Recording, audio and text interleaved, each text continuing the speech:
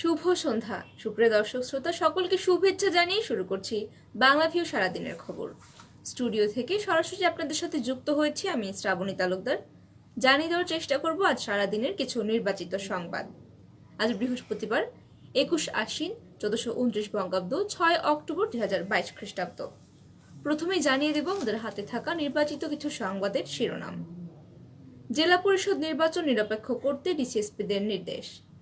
Digital জীবনযাত্রার বৈশ্বিক সূচকে 27 ধাপ উন্নতি বাংলাদেশের। জাতীয় গ্রিডে বিদ্যুৎ বিপর্যয় নাশকতা কিনা খতিয়ে দেখা হচ্ছে বলেছেন প্রতিমন্ত্রী। সিলেটে মালয়েশিয়াকে 41 রানে গুটিয়ে বড় জয় বাংলাদেশের এবং অভিষেকী হ্যাট্রিক ফারিহা তৃষ্ণার। আপনারা এতক্ষণ শুনছিলেন আমাদের হাতে থাকা নির্বাচিত কিছু সংবাদের শিরোনাম। এবারে চলে যাব বিস্তারিত সংবাদে। আসন্ন জেলা পরিষদ নির্বাচন অবাধ, সুষ্ঠু এবং নিরপেক্ষভাবে সম্পন্ন করতে প্রয়োজনীয় ব্যবস্থা নিতে সিলেট বিভাগের 4টি সহ দেশের সব জেলা প্রশাসক এবং পুলিশ সুপারকে নির্দেশনা দিয়েছে নির্বাচন কমিশন। বৃহস্পতিবার আজ ইসির যুগ্ম সচিব এস এম আসাদুজ্জামান এক প্রেস বিজ্ঞপ্তিতে এই তথ্যটি জানিয়েছেন। এতে বলা হয়, আগামী 17 অক্টোবর 61টি জেলা পরিষদ নির্বাচন অনুষ্ঠিত হবে। নির্বাচন কমিশন সুষ্ঠু, অবাধ এবং নিরপেক্ষ নির্বাচন অনুষ্ঠানের লক্ষ্যে যাবতীয় কার্যক্রম গ্রহণ করেছে এবং যেন জেলা প্রশাসক, পুলিশ সুপার সহ সংশ্লিষ্ট সকলকে প্রয়োজনীয় নির্দেশনা দেওয়া হয়েছে। জেলা পরিষদ নির্বাচনে কোথাও কোথাও নির্বাচনী আচরণবিধি লঙ্ঘন হচ্ছে এবং এই সংক্রান্ত খবর বিভিন্ন সংবাদ মাধ্যমে প্রকাশিত হওয়ায় বিষয়টি নির্বাচন কমিশনের নজরে এসেছে এবং আচরণবিধি লঙ্ঘন করে সরকারি সুবিধাভোগী অতিরিক্ত গুরুত্বপূর্ণ ব্যক্তিবর্গ কোথাও কোথাও নির্বাচনের প্রচারণায় অংশ নিচ্ছেন। নির্বাচন কমিশন এসব আচরণবিধি লঙ্ঘনের বিষয়ে তদন্তপূর্বক কঠোর ব্যবস্থা গ্রহণ করেছে এবং ইতোমধ্যে বিভিন্ন জেলা প্রশাসক এবং পুলিশ সুপারদের আচরণবিধি লঙ্ঘনের তদন্তপূর্বক প্রতিবেদন পাঠানোর জন্য নির্দেশনাও দেওয়া হয়েছে। চলে যাচ্ছি পরবর্তী সংবাদে। ডিজিটাল জীবনযাত্রা, প্রাত্যহিক এবং সামাজিক জীবনে ডিজিটাল সুবিধার ব্যবহার এবং ভোগ সম্পর্কিত বৈশ্বিক সূচক digital quality of life index গত বছরের তুলনায় চলতি বছরে 27 ধাপ উন্নতি হয়েছে বাংলাদেশের। 2021 সালে এই সূচকে বাংলাদেশের অবস্থান ছিল 103তম। চলতি বছরের সূচকে 76তম অবস্থানে উঠে এসেছে বাংলাদেশ, অর্থাৎ এক বছরে বাংলাদেশ 27 ধাপ এগিয়েছে। ডিকিওয়াল সূচকটি পরিচালনা করে নেদারল্যান্ডস ভিত্তিক ভার্চুয়াল প্রাইভেট নেটওয়ার্ক অর্থাৎ ভিপিএন পরিষেবা কোম্পানি সার্ফশার্ক। সূচকে অন্তর্ভুক্ত করা হয়েছে বিশ্বের 117টি দেশকে। বৈশ্বিক জনসংখ্যার শতকরা হিসেবে এতে অন্তর্ভুক্ত হয়েছে পৃথিবীর 92% জনগণ। 2018 সাল থেকে পরিচালিত হয়ে আসছে ডিকিউএল সূচক। চলতি বছর সূচকের ই গভর্নেন্স খাতে বাংলাদেশের ফলাফল সর্বনিম্ন এবং এই খাতে চলতি বছরে বাংলাদেশের অবস্থান 86তম। বিশ্বজুড়ে প্রধানত দুই ধরনের ইন্টারনেট পরিষেবা ব্যবহৃত হয়, ব্রডব্যান্ড সংযোগ এবং মোবাইল। বাংলাদেশের ব্রডব্যান্ড সংযোগের মোবাইল সংযোগের তুলনায় বেশ ভালো এবং ব্রডব্যান্ড সেবার দিক থেকে বিশ্বে 78তম অবস্থানে আছে, আর মোবাইল পরিষেবার দিক থেকে বাংলাদেশ রয়েছে 115তম স্থানে। মহাদেশের নিরিখেও এশিয়া মহাদেশের অন্যান্য দেশের তুলনায় ইসরায়েলের ডিজিটাল নিরাপত্তা সবচেয়ে উন্নত এবং আমেরিকা অঞ্চলে এই শীর্ষে আছে যুক্তরাষ্ট্র।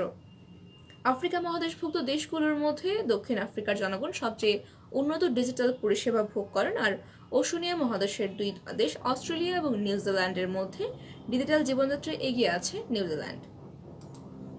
চলে যাব পরবর্তী সংবাদে।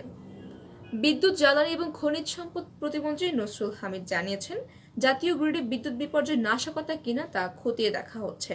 আজ বৃহস্পতিবার সচিবালয়ে বিদ্যুৎ, জ্বালানি এবং খনিজ সম্পদ মন্ত্রণালয়ের সম্মেলন কক্ষে সাংবাদিকদের প্রশ্নের জবাবে তিনি এসব কথা বলেন।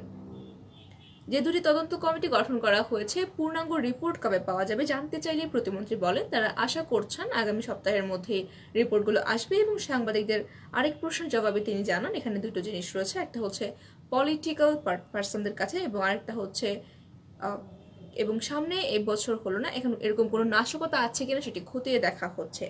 এবং দ্বিতীয় বিষয় হচ্ছে অবশ্যই টেকনিক্যাল সাইডটাও তারা দেখছেন। সাংবাদিকদের তিনি আরো জানিয়েছেন, 2014 সালের ঘটনাটি ছিল একরকম আর এই ঘটনাটি অন্যরকম, দুই রকম ঘটনা এবং এখান থেকে যা নেওয়ার অনেক দূর পর্যন্ত অ্যাডভান্স লেভেলে চলে গেছে। প্রতিমন্ত্রী আরো জানিয়েছেন, সবাই একসঙ্গে কাজ করার কারণে বিভিন্ন দ্রুততার সঙ্গে তারা রেস্টোর করতে পেরেছেন এবং এখন থেকে শুরু হয়ে গিয়েছে রেস্টোর করা। তিনি আরও জানিয়েছেন, গ্রিডকে স্মার্ট গ্রিডে পরিণত করতে একটি বড় বিষয় এই মুহূর্তে হাতে নেওয়া হয়েছে এবং 2024 সালের মধ্যে নিউক্লিয়ার পাওয়ার প্ল্যান্ট চলে আসবে বাংলাদেশে এবং আরও প্রায় 1000 খানেক মেগাওয়াট সোলার থেকে যোগ হবে এবং বড় বড় পাওয়ার প্ল্যান্টগুলো যোগ দিতে যাচ্ছে এই মেগাওয়াটে। এবং এই কারণে তিনি মনে করছেন খুব দ্রুততার সঙ্গে অটোমোশনে চলে গেলে আরও স্টেবল হবে বিদ্যুৎ ব্যবস্থা। এবারে চলে যাব হাতে থাকা সর্বশেষ সংবাদে। সিলেটের মাঠে মালয়েশিয়াকে 41 রানে গুটিয়ে বড় জয় ছিনিয়ে নিয়েছে বাংলাদেশের নারী ক্রিকেট দল। মূল স্টেডিয়ামে ম্যাচ ফিরতেই দর্শক বেড়েছে এবং হাজার খানেক দর্শক বাংলাদেশ মালয়েশিয়ার ম্যাচ উপভোগ করছেন আনন্দ চিত্তে। পাকিস্তানের সঙ্গে হারের পর মানসিকভাবে ধাক্কা খাওয়া বাংলাদেশ এই ম্যাচে কেমন করবে সেটিই দেখার ছিল এবং প্রত্যাশিতভাবেই ব্যাটিং, বোলিং, ফিল্ডিং দুর্দান্ত ক্রিকেট খেলে আইসিসির সহযোগী সদস্য দলটিকে ছেড়ে খেলায় মেতে উঠেছিল স্বাগতিকরা। অভিষিক্ত ফারিহা ইসলাম তৃষ্ণার হ্যাটট্রিকে মালয়েশিয়াকে 41 রানে অল আউট হয় এবং ফলে 88 রানের বড় জয় পায় নিগার সুলতানার দল। আজ বৃহস্পতিবার সিলেট আন্তর্জাতিক স্টেডিয়ামে নারী এশিয়া কাপে মুখোমুখি হয়েছিল বাংলাদেশ এবং মালয়েশিয়া। 130 রানের লক্ষ্যে খেলতে নেমে মালয়েশিয়া শুরুতেই ধাক্কা খায়। দেখে শুনে 5 ওভারে বিনা উইকেটে 13 রান তোলে তারা এবং ষষ্ঠ ওভারে অভিষিক্ত ফারিহার পেস বোলিংয়ে লণ্ডভণ্ড হয়ে যায় দলটির টপ অর্ডার এবং ফারিহার হ্যাটট্রিকে 50 ছুঁতেও পারেনি মালয়েশিয়া। দলটির কোনো ব্যাটারি 2 অঙ্কের ঘরে পৌঁছাতে পারেনি। নূর আটিনা নাটো এবং এলসা হান্টারের ব্যাট থেকে আসে 9 রান। সব মিলিয়ে 18.5 ওভারে 41 রানে অল আউট হয়ে যায় দলটি। ফারিহা 12 রানে 3 উইকেট ছিনিয়ে নিয়েছেন এবং এছাড়া লেগ স্পিনার ফাহিমা খাতুন, রুমান আহমেদ 2টি করে উইকেট নিয়েছেন। বাহাতি স্পিনার সঞ্জিত আক্তার মেঘলাও নিয়েছেন 2টি উইকেট। ওয়ানডে ক্যারিয়ারটা খুব বেশি দীর্ঘ নয়, অভিজ্ঞতা মোটে 5 ম্যাচের। আন্তর্জাতিক টি-20 এর আগে কখনো স্বাদ পাননি ফারিহা তৃষ্ণা। টি-20তে প্রথমবার খেলতে নামার উপলক্ষটা দারুণভাবে রাঙিয়েছেন তিনি। অভিষেকে করে বসলেন হ্যাটট্রিক। বাহাতি এই পেসার আজ সিলেট আন্তর্জাতিক ক্রিকেট স্টেডিয়ামে মালয়েশিয়ার বিপক্ষে কীর্তিটি গড়াচ্ছেন। শুরুতে ব্যাট করতে নেমে স্বাগতিক বাংলাদেশ অধিনায়ক নিগার সুলতানা এবং মুর্শিদা খাতুন 250-তে করে 129 রান। এরপরে জবাবে মালয়েশিয়ার শুরুর 5 ওভারে কোনো ভুলচুক করেনি। 2 ওপেনার এলসা হান্টার এবং উইনফ্রেড নির্বিঘ্নে পার করে দিয়েছিলেন পাওয়ার প্ল্যান্টটা। এরপরে বাদ সাধেন তৃষ্ণা এবং তার প্রথম 2 ওভারে দেওয়া 6 রান বাহাতি এই পেসার পাওয়ার প্লে শেষ ওভারে আঘাত হানেন এবং তিনি তুলে নেন 3টি উইকেট। সুপ্রিয় দর্শক শ্রোতা, আপনারা এতক্ষণ শুনছিলেন বাংলাভিউ সারাদিনের খবর। এতক্ষণ সঙ্গে থাকার জন্য সকলকে অসংখ্য ধন্যবাদ। সবাই ভালো থাকুন, সুস্থ থাকুন এবং বাংলাভিউ এর সঙ্গেই থাকুন।